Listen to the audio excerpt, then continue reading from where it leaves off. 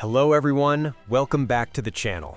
Today's story is not fiction, not a movie plot, and not something created for shock value. This is a real true crime case that unfolded in the United States, a case so disturbing that it triggered a nationwide FBI manhunt. For years, women across multiple states lived in fear, unaware that a calculated predator was quietly studying their routines, their vulnerabilities, and their trust.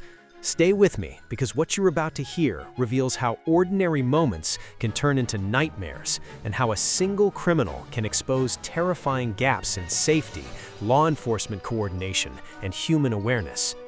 It started quietly, as many true crime stories do. One woman went missing after a normal day. No signs of forced entry, no witnesses, no clear suspects. At first, police believed it was a personal matter, maybe a runaway situation, maybe a private dispute. But then it happened again and again.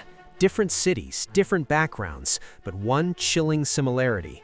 All the victims were women who disappeared or were attacked in situations where they believed they were safe. Parking lots, apartment hallways, job interviews, ride shares, even temporary housing arrangements became hunting grounds for someone who knew exactly how to blend in. Here's the first hook you need to understand. This predator didn't rely on brute force alone. He relied on psychology. He presented himself as harmless, polite, sometimes even helpful. In several cases, survivors reported that he spoke calmly, never raised his voice, and used manipulation instead of violence until it was too late. That detail alone is terrifying because it shows how danger doesn't always look dangerous. Sometimes it looks trustworthy. Sometimes it looks familiar. As reports increased, investigators began connecting the dots. Surveillance footage showed the same shadowy figure appearing near multiple crime scenes. Witness descriptions were frustratingly vague. Average height, average build, nothing distinctive enough to identify him quickly. This was the second hook. He was intentionally unremarkable. He chose clothing, hairstyles, and behaviors that helped him disappear into crowds. He knew that being unforgettable was his greatest weakness, so he made himself forgettable. The FBI officially stepped in when patterns became impossible to ignore. The attacks followed a clear escalation.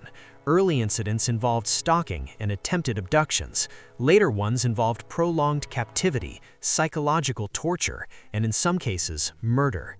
Each crime showed signs of planning. Locations were scouted days or weeks in advance. Victims were selected based on isolation and predictability. This was not chaos. This was control.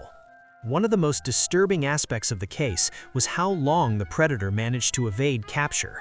Jurisdictional boundaries slowed communication. Local departments didn't initially realize they were chasing the same person. And while investigators worked tirelessly, the attacker adapted. When police increased patrols in one area, he moved to another state. When media coverage intensified, he changed his methods. This is the third hook. Criminals learn from law enforcement just as law enforcement learns from criminals. Eventually, the FBI placed him on the most wanted list. His image was distributed nationwide. Billboards, news segments, online alerts, all warning women to stay vigilant. Tips flooded in. Thousands of leads were reported, most of them false. Innocent people were accused. Lives were disrupted. Fear spread faster than facts. This is where true crime becomes more than a story. It becomes a social phenomenon that affects everyone. Then came the breakthrough. A survivor, someone who managed to escape, provided a crucial detail that had been overlooked. A small habit, a repeated phrase, something the attacker said during multiple encounters. That tiny fragment of information helped narrow the suspect pool dramatically. It's a powerful reminder that survivors' voices matter, and that even the smallest detail can change everything. The arrest, when it finally happened, shocked the public, not because he looked monstrous, but because he looked normal. Neighbors described him as quiet. Co-workers said he kept to himself. No criminal record that matched the scale of his crimes. This is the fourth hook. The most dangerous people don't always fit our mental image of evil. They live among us, unnoticed, until it's too late. In court, the evidence was overwhelming. Digital footprints, location data, witness testimony, and forensic links painted a clear picture. The predator who once controlled every situation now sat powerless. families of victims finally got answers, though justice could never fully heal their loss. The case closed one chapter, but it opened another, forcing society to confront uncomfortable truths about safety, trust, and awareness. Now, before we end this story, let me ask you 4 important questions. First, do you believe law enforcement could have caught this predator earlier if information sharing was faster? Second, how can individuals protect themselves when danger doesn't look threatening?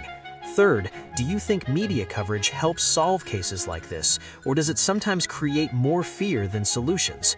And fourth, what responsibility do platforms and communities have in educating people about real-world threats? If this story made you think, if it disturbed you, or if it opened your eyes to how real and close these dangers can be, then don't forget to support the channel. Subscribe for more real true crime stories. Like the video if you found it informative, and comment your thoughts below.